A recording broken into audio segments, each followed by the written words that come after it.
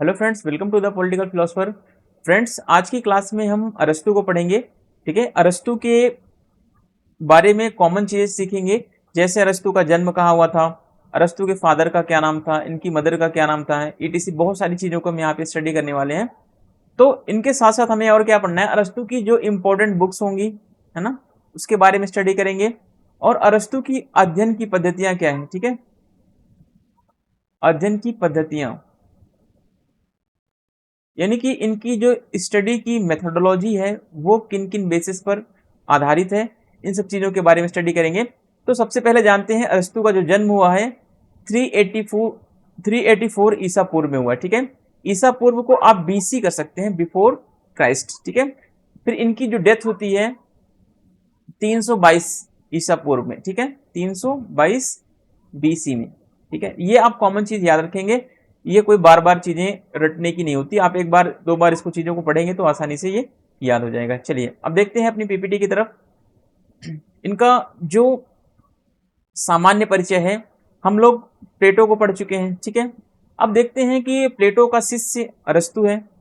ठीक है, तो प्राचीन यूनानी दार्शनिक, राजनीति विज्ञान का जनक इसे बोला जाता है। ठीक है, राजनीति विज्ञान का जनक कौन है? तो कभी कभी छोटे छोटे एग्जाम्स में, जैसे टीजीटी का पेपर आप दे रहे हैं या फिर पीजीटी का पेपर देते हैं, तो वहां पे कभी इस तरीके से क्वेश्चन पूछ देता है कि निम्नलिखित में से राजनीति विज्ञान का जनक कौन है ना, किसने जो है पॉलिटिकल साइंस को मास्टर साइंस कहा है, इस तरीके से क्वेश्चन उठते रहते हैं। तो एंशियंट ग्रीक फिलोसफर है, father of the political science भी है। ठीक है, राजनीति विज्ञान का जनक भी है इसे। चलिए देखिए, अरस्तु का जन्म जो है 384 ईसा पूर्व, उनका जन्म स्टेगेरिया नामक नगर में हुआ था। ठीक है, कहां पे हुआ था? स्टेगेरिया नामक नगर में हुआ था, और वह वे प्लेटो के शिष्य और सिकंदर महान के गुरु थे। ठीक है, तो इतनी चीजें आपको क्लियर होनी चाहिए, ये तो कॉमन चीजें हैं। ठीक है, Aristotle was born in 384 BC, he was born in a town called Stagira and was disciple of Plato and teacher of the Alexander. ठीक है, ये अलेक्जेंडर का क्या था? गुरु था, अलेक्जेंडर का टीचर था, और प्लेटो का यह क्या था?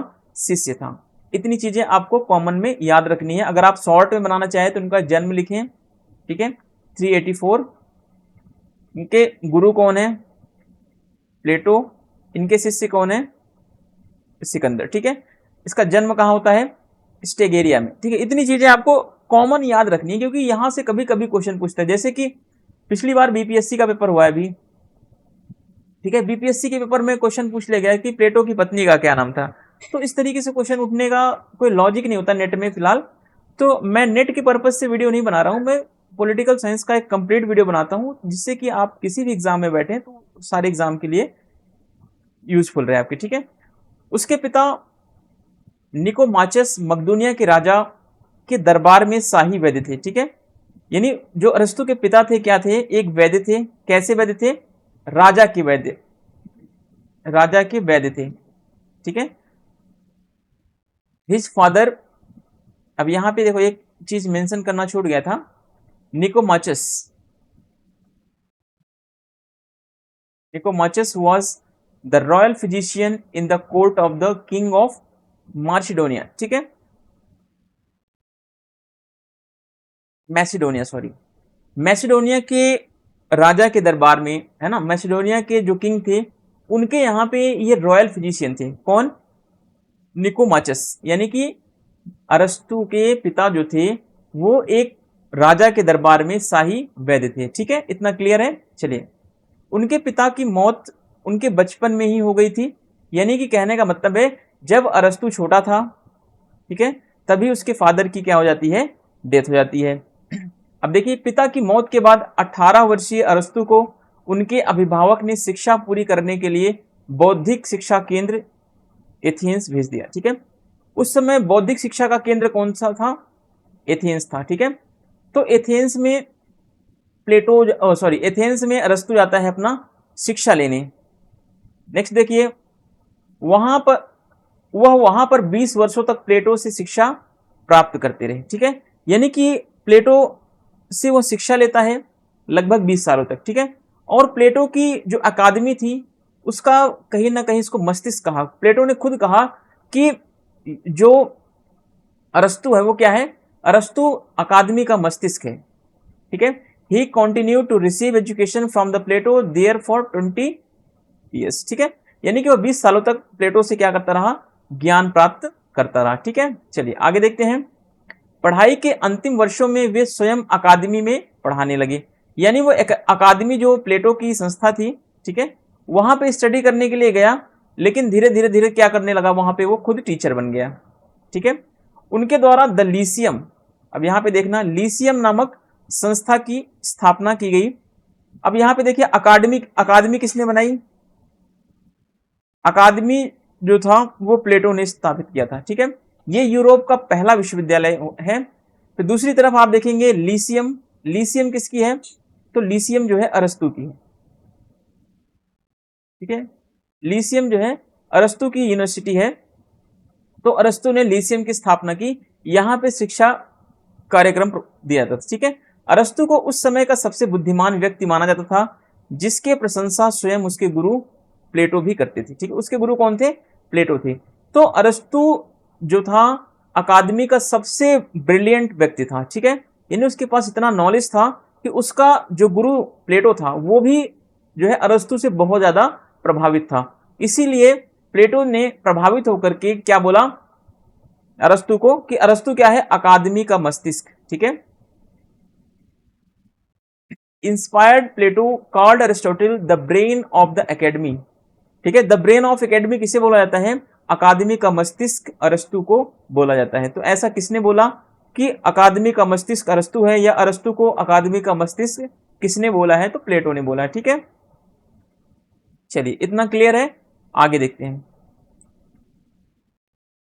देखिए ये थोड़ी सी बायोग्राफी है, तो बायोग्राफी थोड़ा सा, किसी का भी बायोग्राफी हो तो थोड़ा सा आपके लिए मुश्किल होता है, क्योंकि कॉमनली क्या होता है कि आप जब भी स्टार्ट करते हैं तो बायोग्राफी को नेग्लेक्ट कर देते हैं, नकार के पढ़ते हैं, ना मान के चलते, ठीक है। आप चीजों को क्या करते हैं, उनके जन्म, ठीक है, उनके बर्थ क्या कब हुआ, उनका जन्म कब हुआ, उनकी डेथ कब होती है, इन सब चीजों पर आपका फोकस नहीं आता। ये लाजमी है, क्योंकि ये छोटी छोटी चीजें इतना भी मुनासिब नहीं है हमारे लिए। तो हम क्या करते हैं, हम मेन उनके थीम्स को पढ़ते हैं, जो उनके आइडियाज हैं, ठीक है। उन्हीं आइडियाज के कारण वो फेमस हुए, तो हमारा फोकस होता है उनके आइडियाज को समझना, और क्वेश्चन उन्हीं के आइडियाज पर ही ज्यादातर पूछे जाते हैं। तो हम लोग इतना कॉमन चीजों को नहीं पढ़ते, इसलिए हमें ये चीजें जल्दी याद नहीं होती। तो कभी एक दो बार हम पढ़ेंगे तो चीजें आसानी से हमारे समझ में आने लगेंगी, इनका बर्थ कब हुआ, कहाँ हुआ, है ना, क्योंकि कभी कभी ये क्वेश्चन पूछ लिया जाता है। तो अपनी प्रिपरेशन को चारों तरफ से तैयार रखें। 347 ईस्वी पूर्व में प्लेटो के निधन के बाद अरस्तु ही अकादमी के नेतृत्व के अधिकारी थे, ठीक है। यानी कि 347 में प्लेटो की क्या हो जाती है, डेथ हो जाती है। और प्लेटो की डेथ के बाद, प्लेटो की मृत्यु के बाद उस अकादमी का नेतृत्व कौन करता है, लीडरशिप कौन करता है, अरस्तु करता है, ठीक है।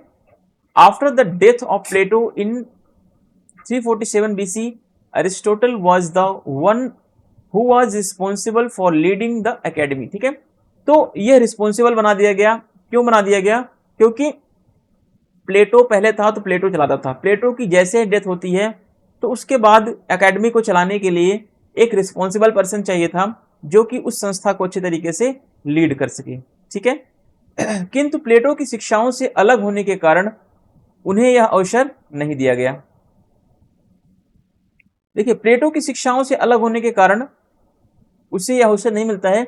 यानी कहने का मतलब है कि देखिए प्लेटो की जो शिक्षाएं थी, प्लेटो का जो शिक्षा और उसकी अध्ययन पद्धतियां थी वो अलग थी, और प्लेटो की अलग थी और अरस्तु की बिल्कुल अलग थी, ठीक है। कहने का मतलब है कि अरस्तु ने आगमनात्मक पद्धति का प्रयोग किया, वहीं प्लेटो ने निगमनात्मक पद्धति का प्रयोग किया, ठीक है। दूसरी तरफ देखा जाए तो अरस्तु ने दार्शनिक राजा के विचार को नकार दिया, वहीं उसके गुरु ने दार्शनिक राजा के विचार को स्वीकार किया, ठीक है। अरस्तु ने कानून के शासन को स्वीकार किया, तो वहीं प्लेटो ने कानून के शासन को नकार दिया, ठीक है। तो दोनों की शासन जो शिक्षाएं थी दोनों क्या थी, अलग अलग थी। कहने का मतलब है कि प्लेटो ने अरस्तु को शिक्षा तो दिया, ज्ञान तो दिया, लेकिन दोनों की पद्धतियां क्या थी, अलग अलग थी। ये बात आप ध्यान रखना, ठीक है। अब यहाँ पे थोड़ी सी चीज समझने के लिए है, एत्रानियस के मित्र शासक ह्यूमियाज के निमंत्रण पर अरस्तु उनके दरबार में चले गए, ठीक है। On the invitation of Atarneus friends ruler Hermias Aristotle went to his court, ठीक है। तो जाने के बाद अब वहां पे क्या होता है, वो वहां पर 3 वर्ष तक रहते हैं और इस दौरान उन्होंने राजा की जो भतीजी थी ह्यूलिप, ठीक है, ह्यूलिप नामक महिला से वो क्या कर लेते हैं, शादी कर लेते हैं, ठीक है। तो अरस्तु की पत्नी का नाम क्या था, ह्यूलिप, ठीक है। इस तरीके से क्वेश्चन एग्जाम में पूछा गया है बीपीएससी में, ठीक है। अरस्तु की ये दूसरी पत्नी थी, ठीक है। ह्यूलिप कौन थी, अरस्तु की दूसरी पत्नी थी। उससे पहले उन्होंने पिथियस नामक महिला से विवाह किया था, जिसके मौत के बाद उन्होंने दूसरा विवाह कर लिया, ठीक है। पहली पत्नी उनकी कौन थी, बीबी नंबर 1 कौन थी, पिथियस। बीबी नंबर 2 कौन थी, ह्यूलिप, ठीक है। तो इस तरीके से आप याद रखेंगे, ह्यूलिप एंड पिथियस उनकी पत्नियां थी, ठीक है, जिसमें पिथियस पहली पत्नी थी और पिथियस की डेथ होने के बाद जो है इन्होंने ह्यूलिप से क्या करते हैं, ये शादी कर लेते हैं, ठीक है। इसके बाद इनको एक बच्चा पैदा होता है जिसका नाम क्या है, इनका पुत्र नेकोमैक्स, ठीक है। नेकोमैक्स नामक पुत्र इनका होता है। अब कभी कभी क्वेश्चन पूछ लेगा निम्नलिखित में से नेकोमैक्स का संबंध किससे है, प्लेटो से, अरस्तु से, हॉब्स से, रूसो से, ठीक है। तो नेकोमैक्स का संबंध किससे है, अरस्तु से है। क्यों है, क्योंकि यह अरस्तु का क्या है, पुत्र है, ठीक है। इस तरीके से आप चीजों को याद रखेंगे, समझने की कोशिश करेंगे, क्योंकि अब जो है एग्जाम के पैटर्न थोड़े थोड़े से चेंज हो रहे हैं। चेंज होने का मतलब है कि नेट का पैटर्न नहीं चेंज हो रहा है। जैसे कि बहुत सारे बच्चे होते हैं जिन्होंने बीएड कर रखा हुआ है, ठीक है, मैंने भी बीएड किया हुआ है, बट कभी आप मान लीजिए टीजीटी का पेपर दे रहे हैं, कभी आप पीजीटी के पेपर में बैठ रहे हैं, ठीक है। कोई स्टूडेंट होता है कभी एसएससी का पेपर दे देता है। तो बहुत सारी चीजें आपके लिए होती हैं। तो जो टीचिंग के एग्जाम में आप पढ़ रहे हैं, टीचिंग के एक फील्ड में अगर आप जा रहे हैं, तो आपको ए टू जेड चीजें क्या होनी चाहिए, क्लियर होनी चाहिए, ठीक है। तो अरस्तु की कुछ बुक्स हैं, लगभग इनकी 400 बुक्स के आसपास हैं। हम सारी बुक्स को नहीं पढ़ सकते हैं, ठीक है। कुछ इंपॉर्टेंट 10 ऐसी कुछ बुक्स हैं जिनके बारे में हम यहाँ पे डिस्कस कर लेते हैं, ठीक है। ऑर्गेनन है, फिजिक्स है इनकी बुक्स, मेटाफिजिक्स है, फिर निकोमाडियन एथिक्स है, उसके बाद द पॉलिटिक्स है। पॉलिटिक्स इनकी सबसे इंपॉर्टेंट है, ये मोस्ट इंपॉर्टेंट बुक है इनकी, ठीक है, ये बात ध्यान रखना। फिर एथिक्स में, एथिक्स इनकी अगली बुक है। एथिक्स में क्या बताया गया है, आत्मा की अमरता के बारे में बताया गया है। एथिक्स में बताया कि आत्मा क्या होती है, अमर होती है। फिर इनकी अगली बुक है रिटोरिक, फिर पोएटिक्स बुक है, फिर इनकी बुक है द कॉन्स्टिट्यूशन, जिसमें इन्होंने 158 संविधानों का तुलनात्मक अध्ययन किया है। कभी कभी क्वेश्चन आता है कि अरस्तु ने कितने संविधानों का अध्ययन किया है, उसमें रहता है 157, 158, 160 या 400, है ना। तो कितने संविधानों का अध्ययन किया अरस्तु ने, 158 अलग अलग कॉन्स्टिट्यूशंस का इन्होंने स्टडी किया, ठीक है। कैसा स्टडी है, कंपैरेटिव स्टडी किया इन्होंने। और इन्होंने ये पता लगाया कि कौन सी शासन व्यवस्था अच्छी है, कौन सा संविधान अच्छा है ना, कहाँ का शासन ज्यादा बढ़िया है। फिर इनकी अगली बुक है ऑन मोशन। तो इस तरीके से इनकी कुछ इंपॉर्टेंट बुक्स हैं जो मैंने हाईलाइट कर रखे हैं, कुछ रेड में है, कुछ बोल्ड में करके रखे हैं। तो वो चीजों को आप देख लेंगे, अपने अकॉर्डिंग चीजों को आप हैंडल कर लेंगे, ठीक है। चलिए अब देखते हैं जो मोस्ट इंपॉर्टेंट बुक रिपब्लिक है इसके बारे में कुछ फैक्ट देखते हैं जो कि एग्जाम में पूछा जाता है, ठीक है। अब यहां से चीजें इजी और थोड़ी सी आसान होने वाली हैं। क्यों होने वाली हैं, क्योंकि अब इनका जो बायोग्राफी है वो खत्म होता है। अब इनके आइडियाज को पढ़ेंगे, इनके स्टडी की मेथोडोलॉजी को पढ़ेंगे, वो सारी चीजें हम यहाँ पे आज डिस्कस करने चल रहे हैं, ठीक है।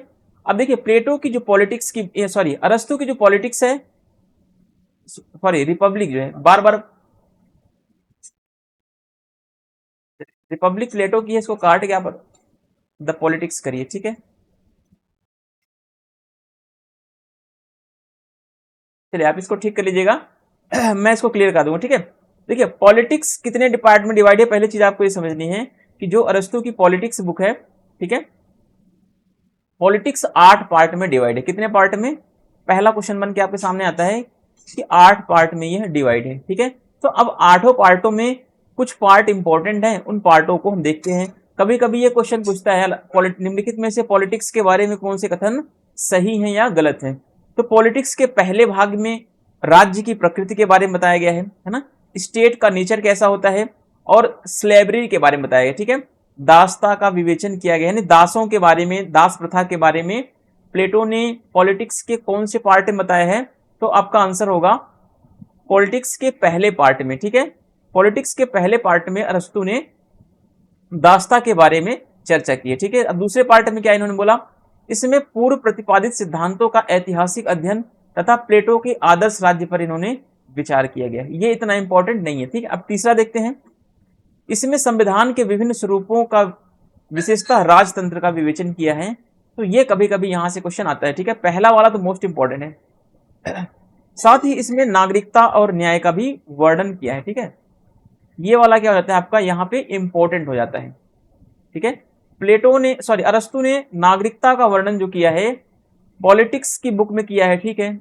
लेकिन पॉलिटिक्स के बुक के कौन से चैप्टर में किया है, तीसरे चैप्टर में, ठीक है। पहले चैप्टर में क्या है, पहले चैप्टर में स्लेवरी के बारे में है, यानी दासता के बारे में है, राज्य की प्रकृति कैसी होगी इसके बारे में अरस्तु ने बताया, ठीक है। बार बार प्लेटो निकलता है मुंह से। अब देखिए अरस्तु ने पॉलिटिक्स के चौथे भाग में क्या बताया है, इसमें संविधानों का वर्गीकरण करके उनकी आलोचना की है। यानी इन्होंने संविधानों का वर्गीकरण किया, क्लासिफिकेशन किया, इन्होंने अलग अलग तरीके से शासन को डिफाइन किया, है ना। इन्होंने बताया एक पॉलिटी है, एक डेमोक्रेसी होती है, एक एरिस्टोक्रेसी होती है ना। बहुत सारी चीजों का इन्होंने वर्गीकरण लगभग 6 टाइप्स में इन्होंने डिवाइड किया।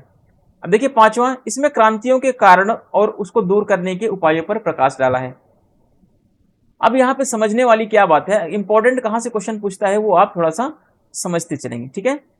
तो आपके लिए पहला वाला जरूरी है, दास्ता और राज्य की प्रकृति में पहले पार्ट में बताया, ठीक है। तीसरे वाले में क्या बोला इन्होंने, तीसरे वाले में नागरिकता और न्याय का वर्णन किया है। फिर पांचवें पार्ट में इन्होंने क्या बोला, क्रांति के बारे में बताया। अरस्तु ने बोला कि क्रांतियां क्यों होती हैं, ठीक है, क्रांतियों के क्या कारण हैं, क्रांतियों को दूर कैसे किया जाता है। तो अब एक सामान्य भाषा में बता दें, अरस्तु ने बताया कि क्रांति का कारण सदैव कहां पाया जाता है, असमानता में पाया जाता है, इनइक्वालिटी में पाया जाता है, ठीक है। क्रांति का कारण क्या है, हमेशा असमानता है। फिर इन्होंने बताया क्रांति का कारण क्या है, कि जो राजा महाराजा होते हैं उनकी जो है अपनी इच्छाओं को पूरा करना, ठीक है, उनकी अपनी इच्छाओं को पूरा करना, जनता के हितों को अनदेखा करना, ये सब क्या होते हैं, क्रांति के कारण बनते हैं, ठीक है। फिर छठे पार्ट में इन्होंने क्या किया, इसमें विशेषता लोकतंत्र और धनिक तंत्र के बारे में इन्होंने बता रखा है, ठीक है। सातवें पार्ट में इन्होंने आदर्श राज्य का वर्णन किया है, यानी पॉलिटी, है ना।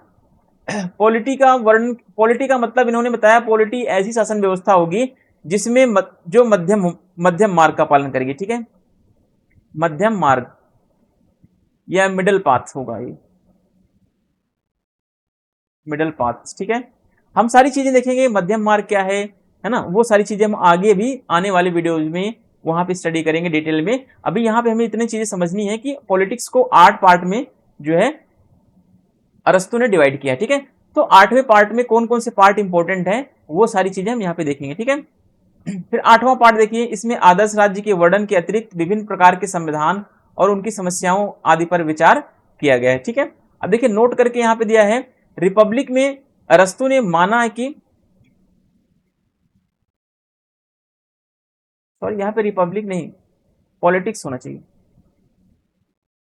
ठीक है। रिपब्लिक तो प्लेटो की है, तो इसको मैं सही कर दूंगा, थोड़ा सा करेक्शन वर्ड्स में यहाँ पे चेंजेस करने पड़ेंगे। अभी के लिए आप फिलहाल करेक्ट कर लीजिए, ठीक है।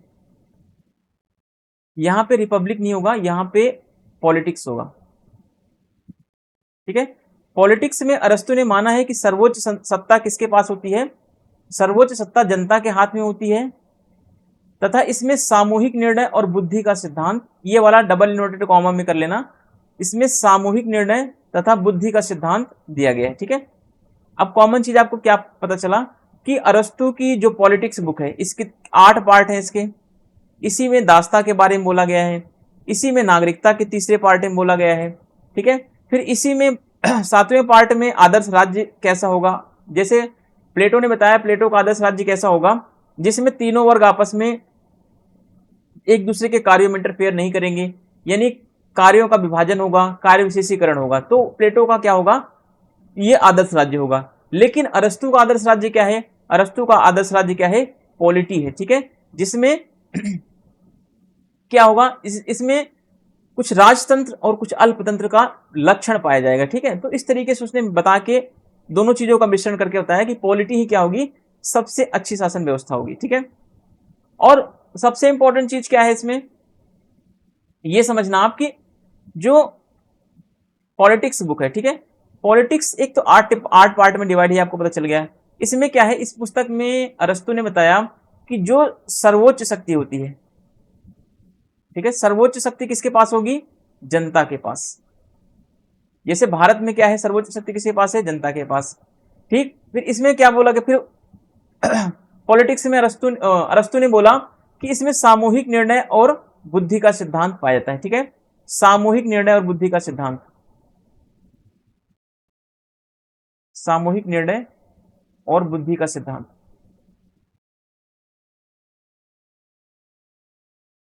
ठीक है। तो ये दो चीजें आप जरूर रखें इसको याद में, इसको मैं अभी करेक्ट कर दूंगा बाद में, अभी वीडियो खत्म होने के बाद, ठीक है। वो सारी चीजें जो अभी यहाँ पे टाइपिंग में मिस्टेक हुई हैं वो सारी चीजें आप करेक्ट करके आपको मिल जाएगी, ठीक है।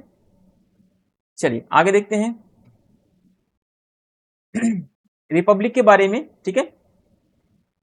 स्लेवरी के बारे में यहाँ पे बताया गया है फर्स्ट पार्ट में, ठीक है। Politics is divided into 8 parts, ठीक है, 8 पार्ट में ये डिवाइडेड है। फिर सेकेंड पार्ट में क्या बताया गया है, इन्होंने हिस्टोरिकल स्टडी के बारे में स्टडी किया है कि principle propounded earlier and Plato's ideal state, ठीक है, प्लेटो के आइडियल स्टेट के बारे में कुछ इनकी जो हिस्टोरिकल स्टडी है उनके बारे में सेकंड पार्ट में बताया है। फिर थर्ड पार्ट में इसने बताया है कॉन्स्टिट्यूशंस के बारे में बताया है कि कितने टाइप्स के कॉन्स्टिट्यूशंस होते हैं, उनके क्या क्या फॉर्म्स होते हैं, स्पेशली मोनार्की के बारे में, है ना, कि मोनार्की कितने टाइप्स का होता है। along with this also describes the citizens and citizenships, ठीक है, यानी कि थर्ड पार्ट में सिटीजनशिप्स एंड जस्टिस के बारे में भी इसने डिस्कस किया है। फिर फोर्थ पार्ट में क्लासिफाइड किया है कॉन्स्टिट्यूशंस का और सिटीजन्स का, ठीक है। फिर फिफ्थ पार्ट में इन्होंने it highlights the causes of revolutions and masses to the overcome to them, ठीक है, यानी कि फिर जो फिफ्थ पार्ट है सबसे इंपॉर्टेंट है, ठीक है, फिफ्थ और सेवेंथ और थर्ड फोर्थ, ठीक है, ये आप जरूर याद रखना।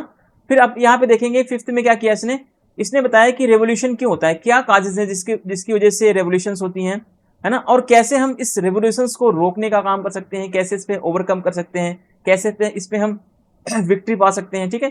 फिर सिक्स पार्ट में इसने बताया specially describes monarchy and plutocracy. फिर सेवेंथ पार्ट में describes the ideal state, ideal state को इसने क्या बोला है, पॉलिटी बोला है। प्लेटो का आइडियल स्टेट अलग था और अरस्तु का आइडियल स्टेट क्या होगा, अलग होगा, ठीक है। एट पार्ट में इसने बताया apart from the description of the ideal state it considers various types of constitutions and their problems et cetera, ठीक है। फिर नोट करके यहाँ पे द रिपब्लिक लिखा हुआ है, रिपब्लिक को करेक्ट करना है यहाँ पे, और यहाँ पे पॉलिटिक्स करना है, ठीक है। चलिए आगे देखते हैं, यहाँ पे उसकी कुछ बुक्स के बारे में था।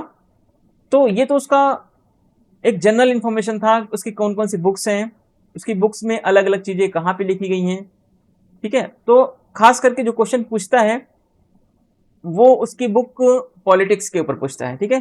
पॉलिटिक्स कितने पार्ट में डिवाइड है, किस पार्ट में कौन सी बातें कही गई हैं, नागरिकता के बारे में कौन से पार्ट में कहा गया है, दास्ता के बारे में कौन से पार्ट में कहा गया है, तो उसके पहले पार्ट में ही दास्ता के बारे में बोल दिया गया है।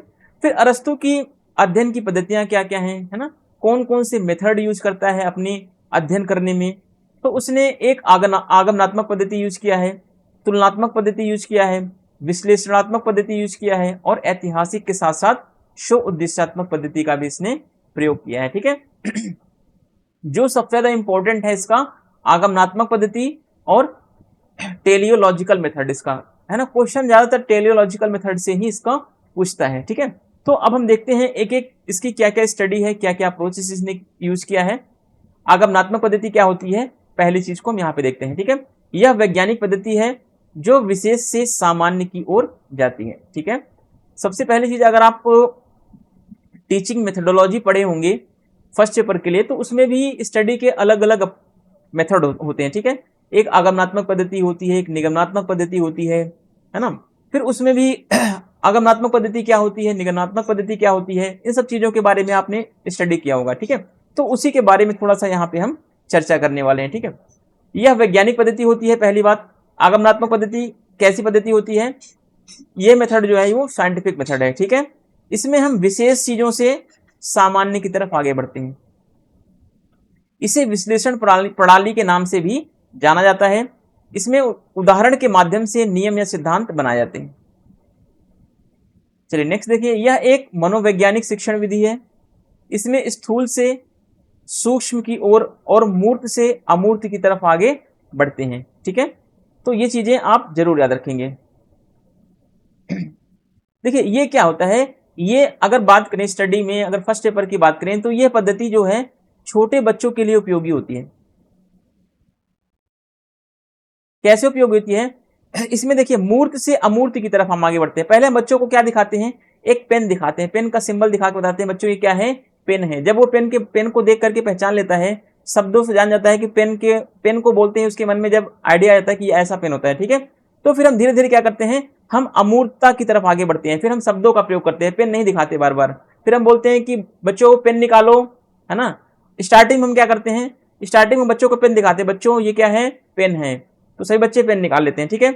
लेकिन जब धीरे धीरे उनको 2-4 दिन 5 दिन क्लास में बताया जाता है डेली, फिर उसके बाद हम क्या करते हैं, क्लास में आते हैं, बोलते हैं बच्चों आप लोग पेन निकालो, ठीक है। तो उनको पता चल जाता है कि सर ने जो दिखाया था 3-4 दिन क्लास में वही पेन है। तो अब हम क्या हो रहे हैं, अमूर्तता की तरफ बढ़ रहे हैं। अब हम मूर्त चीजों को नहीं दिखा रहे हैं, ठीक है। अब हम फॉर्म्स को नहीं दिखा रहे हैं। तो ये होता है आगमनात्मक पद्धति। ये छोटे बच्चों के लिए बहुत अच्छा होता है, ठीक है। अब देखिए, अब कंपैरेटिव स्टडी क्या है, इसमें अलग अलग वस्तुओं या दो से अधिक शासन प्रणालियों का अध्ययन किया जाता है, ठीक है। अरस्तु ने अलग अलग देशों के संविधानों का वर्णन किया है, इसी के बेस पर तुलना किया है ना। इन्होंने 158 देशों के संविधानों का स्टडी किया। कैसा किया, तुलनात्मक तरीके से, है ना, कंपैरेटिव अप्रोच अपना करके। फिर आपने देखिए विश्लेषणात्मक या अवलोकनात्मक पद्धति क्या होती है। अब इसमें बताया गया है अरस्तु के द्वारा कि किसी भी निर्णय पर पहुंचने, ठीक है, पहुंचने के लिए निरंतर तथा सतत परीक्षण की जरूरत होती है, ठीक है। यानी कि अगर हमें किसी भी चीज पर पहुंचना है, अगर अरस्तु कह रहा है कि हमें हमारे लिए एक ऐसे शासन जो पॉलिटी है, ठीक है, पॉलिटी सबसे अच्छी शासन व्यवस्था है। उसने तो ऐसे नहीं बोल दिया होगा कि भाई पॉलिटी सबसे अच्छी व्यवस्था है। क्यों बोला उसने, क्योंकि उसने तुलना किया अलग अलग चीजों का, ठीक है। उसने ऑब्जर्वेशन किया, उसने एनालाइज किया चीजों का, तब उसने अंत में जाके बताया, ऑब्जर्वेशन के थ्रू उसने कंटिन्यू चीजों को ध्यान में रखा, फिर उसने बताया कि पॉलिटी क्या है, सबसे अच्छी शासन व्यवस्था होती है, ठीक है। तो उसने विश्लेषण किया, तुलना किया, ऑब्जर्वेशन किया। तो कहीं ना कहीं उसकी अध्ययन की पद्धतियों में बहुत सारी चीजें पाई जाती है, जैसे आगमनात्मक भी है, तुलनात्मक भी है, विश्लेषणात्मक भी है, अवलोकनात्मक भी है ना। अवलोकन करने का मतलब है ऑब्जर्व करते रहे चीजों को, है ना। आप एक देश के संविधान, जैसे आपने इंडिया का कॉन्स्टिट्यूशन पढ़ा, आपने ब्रिटेन का कॉन्स्टिट्यूशन पढ़ा, अलग अलग देशों के आप कॉन्स्टिट्यूशन को पढ़ते हैं और उसको ऑब्जर्व करते हैं। फिर ऑब्जर्व करने के बाद एक फाइनल डिसीजन पर पहुंचते हैं कि ये चीज बहुत अच्छी है, ठीक है। फिर इसके अध्ययन पद्धति में क्या है, ऐतिहासिक भी है। कैसे है, इसने बताया कि क्रांति का वर्णन और संविधानों का चक्र जो चलता रहता है, इतिहास के आधार पर इसने देखा है, ठीक है। इसने देखा कि जो संविधान का स्वरूप बदलता है, आगे हम पढ़ेंगे, है ना। पहले राजतंत्र होगा, राजतंत्र से फिर क्या होगा, निरंकुश तंत्र होगा, फिर लोकतंत्र आएगा, फिर इस तरीके से चीजें क्या होंगी, बदलती जाएंगी। ये चक्र क्या होता है, हमेशा इतिहास के माध्यम से चलता रहता है, ठीक है। तो इसकी शासन पद्धतियों में ऐतिहासिक चक्र का भी जो वर्णन है, या फिर ऐतिहासिक स्वरूपों का भी वर्णन देखा गया है। कब देखा गया वो हम चीजों को जब हम डिस्कस करेंगे तो वहां पे देख लें, ठीक है। तो मोस्ट इंपॉर्टेंट क्या है इसके, टेलियोलॉजिकल या सो उद्देश्यात्मक पद्धति, ये क्या होती है सर, इसके बारे में हम यहाँ पे देखते हैं, ठीक है। इसमें कार्य और कारण के सिद्धांत का वर्णन किया जाता है, ठीक है।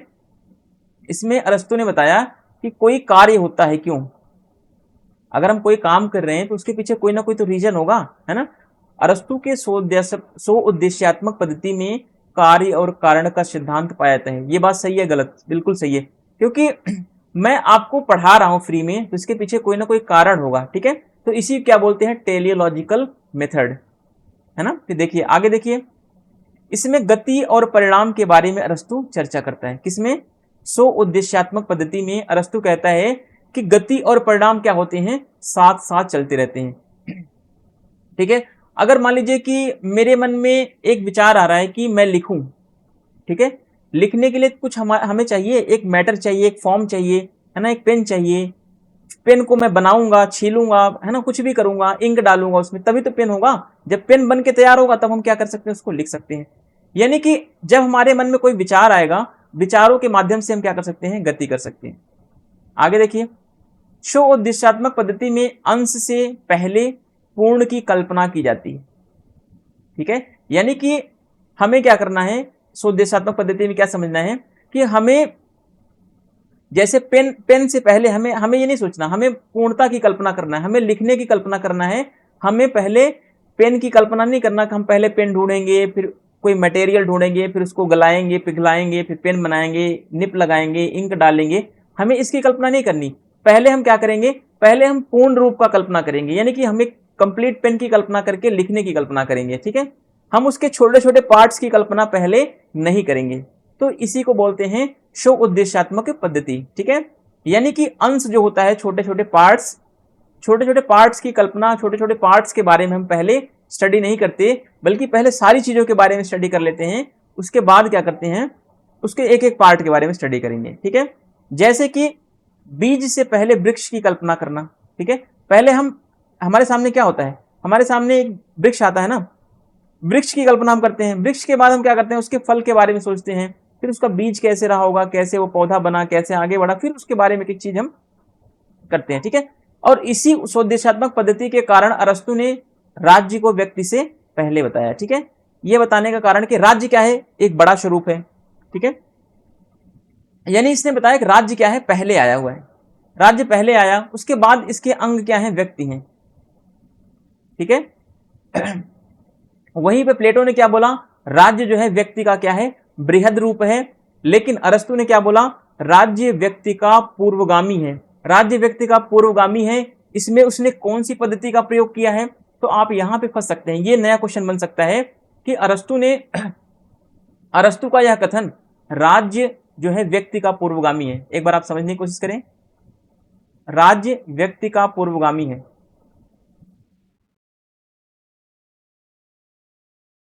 ना।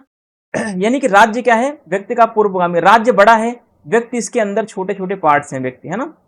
तो इसमें इसकी पद्धति में क्या यूज किया गया है, इसमें पहले आपने पढ़ा कि अंश की कल्पना, छोटे छोटे चीजों की कल्पना हम पहले नहीं करते। पहले कल्पना किसकी करेंगे, एक राज्य बनाने की, फिर हम बाद में कल्पना करेंगे। पहले हम कल्पना कर लेंगे कि राज्य होगा हमारा, एक स्टेट होगा, फिर उसके बाद देखेंगे उसमें पेड़ पौधे होंगे, राज्य होगा, सरकार होगा, है ना, संप्रभुता होगी, बहुत सारी चीजें होंगी, फिर बाद में वो सारी चीजें हम स्टडी करते हैं। ठीक है, तो इसी चीजों को उसने बोला कि राज्य क्या है, व्यक्ति का पूर्वगामी है। अब क्वेश्चन कैसे बनेगा, अरस्तु का यह प्रसिद्ध कथन है कि राज्य व्यक्ति का पूर्वगामी है, इसमें उसने किस पद्धति के माध्यम से ऐसा बोला है, या उसने किस पद्धति के सहारे ऐसा व्याख्यान दिया है। तो उसने जो कहा है वो स्व उद्देश्यात्मक पद्धति के माध्यम से बोला है। टेलियोलॉजिकल मेथड का प्रयोग करके उसने बोला कि राज्य क्या है, व्यक्ति का पूर्वगामी है। ठीक है, इतना क्लियर है। चलिए, ये पीपीटी आपको कलरफुल ही मिलेगी, बिल्कुल ऐसे एज इट इज, बस इसमें थोड़ा सा करेक्शन कर दूंगा मैं, जो चीजें टाइपिंग में थोड़ी सी मिस्टेक्स हो गई हैं, है ना, वो चीजों को हम मैं क्लियर करके आपको प्रोवाइड करा दूंगा। ठीक है, प्लेटो का करवाना है प्रोवाइड, एक दो आज या कल में मैं इसको प्रोवाइड करा दूंगा, प्लेटो का भी। ठीक है, अब यहाँ पे अरस्तु की अध्ययन पद्धतियां, ठीक है, इसको यहाँ पे देखिए, एज इट इज इंग्लिश लिखना भूल गया मैं इसका। ठीक है, तो इंडक्टिव है इनके मेथड में। डिडक्टिव मेथड किसने यूज किया है, डिडक्टिव जो है प्लेटो ने यूज किया है। ठीक है, कंपैरेटिव मेथड है इसमें, एनालिटिकल या ऑब्जर्वेशनल, फिर हिस्टोरिकल है, टेलियोलॉजिकल मेथड है। ठीक है, अब यहाँ पे देखिए कुछ फॉन्ट छोटे बड़े कर दिया हूं मैं, है ना। ऐसा क्यों होता है, क्योंकि मेरे पास टाइम नहीं होता, तो फास्ट टाइपिंग थोड़ी सी करनी पड़ती है।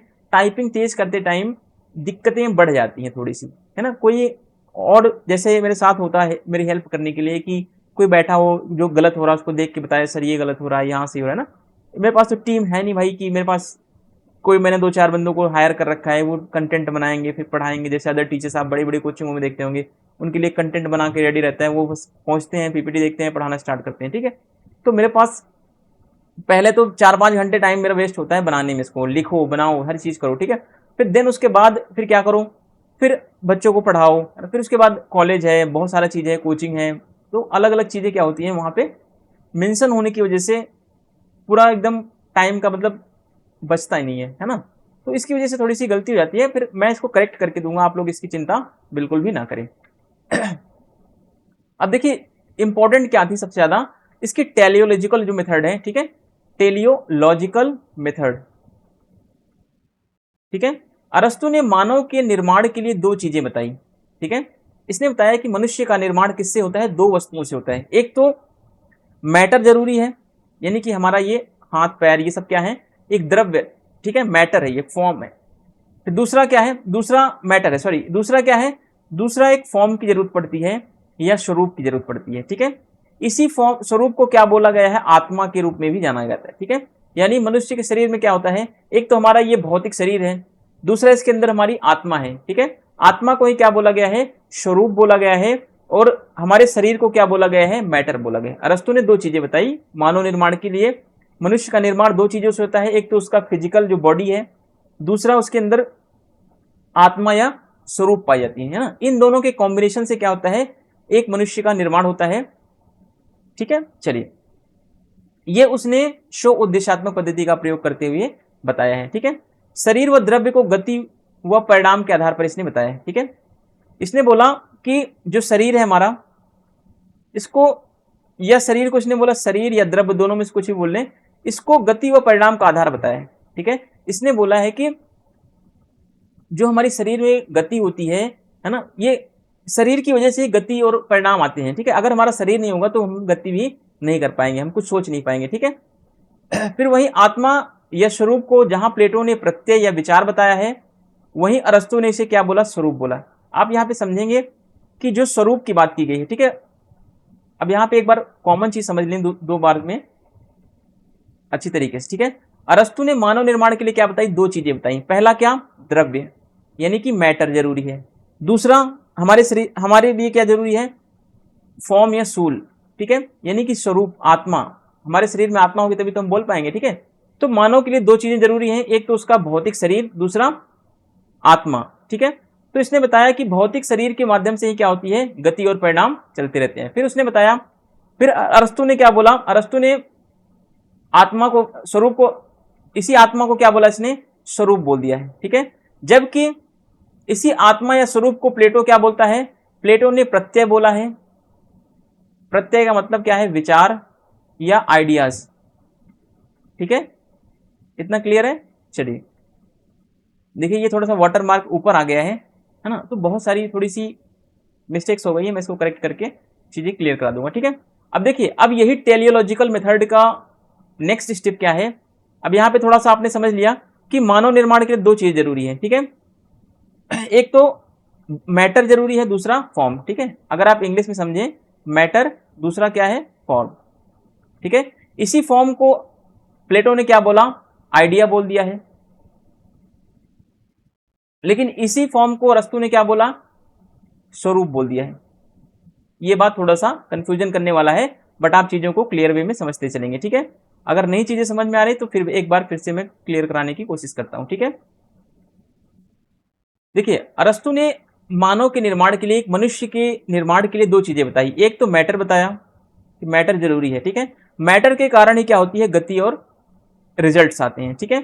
फिर इसने बताया कि मानव के निर्माण के लिए क्या होना चाहिए, फॉर्म जरूरी है, ठीक है। मैटर और फॉर्म दो चीजें हैं, मैटर है एक, दूसरा फॉर्म, ठीक है। फॉर्म क्या है, ये फॉर्म, फॉर्म को क्या बोला है अरस्तु ने, फॉर्म को अरस्तु ने स्वरूप बोल दिया है, स्वरूप। इसी फॉर्म को प्लेटो ने क्या बोला है, विचार या प्रत्यय बोल दिया है, विचार या फिर प्रत्यय, ठीक है। आप चीजों को समझेंगे। मैटर क्या करता है, मैटर जो है गति प्रोवाइड करता है, ठीक है। और ये स्वरूप क्या है, स्वरूप उसके अंदर आत्मा है, ठीक है। तो दो चीजें आपको समझनी है, ठीक है। हमारे शरीर के निर्माण के लिए दो चीजें जरूरी हैं, एक मैटर, दूसरा फॉर्म या सूल। कुछ भी आप समझ सकते हैं इसमें आराम से, ठीक है। जो दोनों वर्ड्स आपको कंफ्यूजिंग ना करे उसी को आप चूज कर लें। अब देखिए, इसी टेलियोलॉजिकल मेथड का अगला स्वरूप क्या है, जो एग्जाम में पूछा जाता है, बार बार पूछता है यहाँ पे एग्जाम में, अरस्तु के अनुसार गति व परिणाम के 4 कारण होते हैं। ठीक है, कितने कारण होते हैं? 4 कारण। अब कभी कभी पूछ लेगा कि अरस्तु के अनुसार गति और परिणाम क्यों आते हैं, किसके कारण आते हैं? तो भौतिक कारणों के कारण आते हैं। ठीक है, according to Aristotle there are 4 causes of motion and results. अब वो 4 कारण कौन कौन से हैं? ये पहला कारण है, दूसरा है, ये तीसरा है और ये चौथा है। अब देखिए इसमें क्या होता है, कभी कभी ये जो 4 जो टेबल आप देख रहे हैं, है ना, ये टेबल को कभी कभी ऊपर नीचे कर देता है मैचिंग कराने के लिए, आपको क्रम में लगाना होता है ना। तो अरस्तु कहता है कि हमें गति कोई चीज करनी है, अगर हमारे जीवन में गति होगा या इस भौतिक जगत में गति हो रहा है तो उसके 4 कारण कौन कौन से। ठीक है, तो आप कभी भी हिंदी में याद करने की कोशिश ना करें, इसको इंग्लिश में याद करें, है ना। सबसे पहले क्या आएगा? मैटर आता है, मटेरियल आएगा। दूसरे नंबर पे क्या आएगा? इफिशियंट कॉज आएगा। तीसरे नंबर पे फॉर्मल कॉज आएगा। चौथे नंबर पे फाइनल कॉज आएगा। ठीक है, अगर इस तरीके से मैचिंग के लिए हो तो सबसे लास्ट में आपको क्या करना है? फाइनल तो सबसे लास्ट ही होता है, तो फाइनल आप सबसे लास्ट में मैच अरेंज कर देंगे, है ना। फिर पहला आपको क्या याद रखना है? Material cause. ठीक है, मटेरियल कॉज याद रखना है कि कोई भी चीज अगर हम बनाने की सोचेंगे, अगर हम किसी चीज के बारे में सोच रहे हैं, जैसे मान लीजिए कि हम एक मूर्ति बनाने के बारे में सोच रहे हैं, ठीक है, तो मूर्ति बनाने के बारे में सोच रहे हैं तो हम क्या करेंगे? सबसे पहले तो हम कोई ना कोई मटेरियल लाएंगे भाई, तभी तो उसके बारे में बनाएंगे। अगर मान लीजिए हमने मूर्ति बनाने के लिए सोचा, ठीक है, फिजिकल रीजन या मटेरियल कॉज है ये, हमने एक मूर्ति बनाने के बारे में सोचा, तो उसके लिए हमें क्या चाहिए? मैटर चाहिए, है ना। मैटर चाहिए। मैटर क्या होता है? मार्बल होता है, पत्थर होता है ना। तो हमें क्या करना पड़ेगा? सबसे पहले पत्थर लेना पड़ेगा एक। ठीक है, ये तो पहला कारण हो गया। अगर हमें कोई चीज बनानी, मूर्ति बनानी है, तो हमें सबसे पहले क्या चाहिए? पत्थर चाहिए, है ना। फिर दूसरा अरस्तु कहता है कि अब पत्थर तो आ गया हमारे पास, लेकिन अब हमें क्या करना पड़ेगा? अब हमें ये चेक करना पड़ेगा कि क्या हमारे अंदर इतनी इफिशियंसी है कि हम इस मूर्ति को बना सकते हैं, इस पत्थर को काट सकते हैं, इस पत्थर को तराश सकते हैं, है ना। अब यहाँ पे देखिए, निर्माता जो होता है, ठीक है, यानी मूर्तिकार, गति व परिणाम का कारक होता है और यही गति भी उत्पन्न करता है। ठीक है, the creators is the factor of movement and result and it's he who generates movement. ठीक है, यानी कि अगर हमने पत्थर ले लिया, ठीक है, सबसे पहले हमने भौतिक मटेरियल चीजों को लिया, पत्थर, फिर उसके बाद हमने क्या किया? हम अब पत्थर को जिसने लिया वही तो बनाएगा उसे काट पीट करके। ठीक है, तो जो काटेगा पीटेगा वही चीजें क्या करेगा? वही मूवमेंट को आगे बढ़ाएगा। ठीक है, तो इसको जो काटता पीटता है या जो मूर्तिकार है उसको क्या बोला? जो काटता पीटता है, जो क्रिएटर है, उसको क्या बोलेंगे? मूर्तिकार बोलेंगे। ठीक है, यानी कि वो स्कल्प्टर है। ठीक है, फिर तीसरा कारण क्या आएगा? फॉर्मल कारण आएगा। फॉर्मल का मतलब होता है कि हमने पत्थर ले लिया, ठीक है, मटेरियल ले लिया, अब हमारे पास इफिशियंसी है, हम इफिशियंसी से अपने काट पीटेंगे। अब हम उसको क्या करेंगे? एक फॉर्मल वे में लाएंगे। जैसे हमें मान लीजिए मूर्ति बनानी है, ठीक है, या फिर हमें पेन बनाना है, हमें मान लीजिए मूर्ति बनानी है किसी की, ठीक है,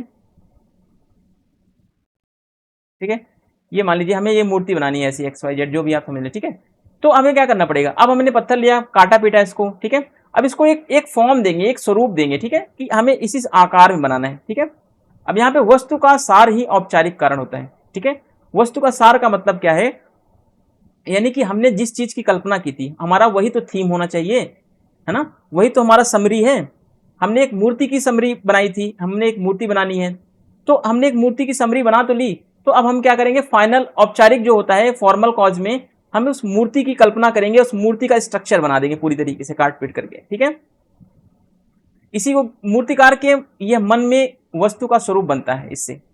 ठीक है, यानी फॉर्मल काज में क्या बनेगा?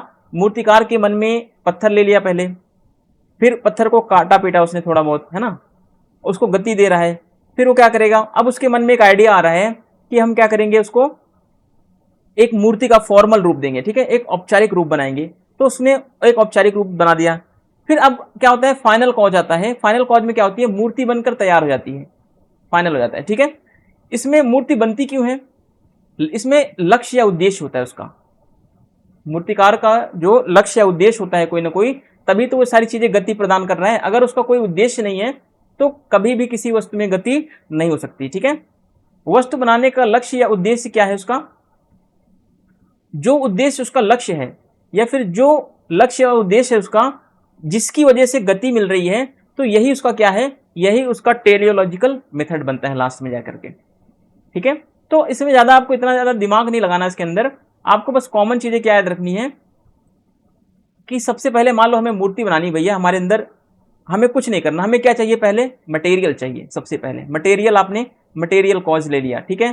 फिर दूसरी बात क्या करेंगे, मटेरियल तो ले लिया आपने, सोचा भाई अब हम मटेरियल को देखेंगे तो हमारे अंदर एफिशिएंसी है कि नहीं, हमारे अंदर क्षमता उमता है कि नहीं भाई इसको बनाने के लिए, ठीक है। तो हम अपनी एफिशिएंसी को चेक करेंगे, ठीक है। फिर उसके बाद हम क्या करेंगे, फिर अगर हम चेक कर लेंगे हाँ भाई हमारे अंदर एफिशिएंसी है, हम बना सकते हैं, फिर हम देखेंगे, फिर हमने जो विचार बनाया है मूर्ति बनाने का कि हम एक, जैसे मान लो कि हम अंबेडकर साहब की मूर्ति बना रहे हैं, ठीक है, बाबा साहब अंबेडकर की मूर्ति बनाएंगे।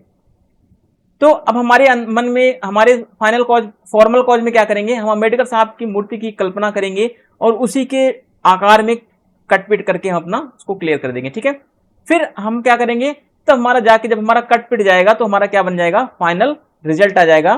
फाइनल रिजल्ट क्यों आता है, क्योंकि हमारा कोई ना कोई लक्ष्य या उद्देश्य होता है। हमारा लक्ष्य उद्देश्य क्या है, एक मूर्ति का निर्माण करना है। अगर हमारा लक्ष्य या उद्देश्य ना हो तो हमारे सामने कोई भी कारण नहीं आएगा, ठीक है। तो ये आप समझ के चलें चीजों को। तो ये चारों चीजें आपको क्या करना है, पहले मटेरियल से स्टार्ट करना है, फिर इफिशियंसी कॉज, फिर फॉर्मल कॉज, फिर फाइनल, ठीक है। मटेरियल लेंगे तो फाइनल हम करेंगे, इतना आप क्लियर समझ लें, ठीक है। तो ये है याद करने का तरीका थोड़ा सा, और ये याद हो गया तो आपके एक नंबर फिक्स हो जाएंगे। आप एग्जाम में देखना ये बार बार क्वेश्चन पूछता रहता है, और मैचिंग से पूछता है या फिर अलग अलग मेथड्स का भी यहाँ पे यूज करके भी पूछ सकता है क्वेश्चन को, ठीक है। तो आप अपनी प्रिपरेशन को जारी रखें और अच्छे से तैयार करेंगे, ठीक है। तो अब हम अगली वीडियो में इसके आगे देखेंगे कि अरस्तु के राज्य के ऊपर विचार क्या है, या अरस्तु के ऊपर किन किन विचारकों का प्रभाव है, प्लेटो का कितना प्रभाव है ना, वो सारी चीजों की स्टडी करेंगे।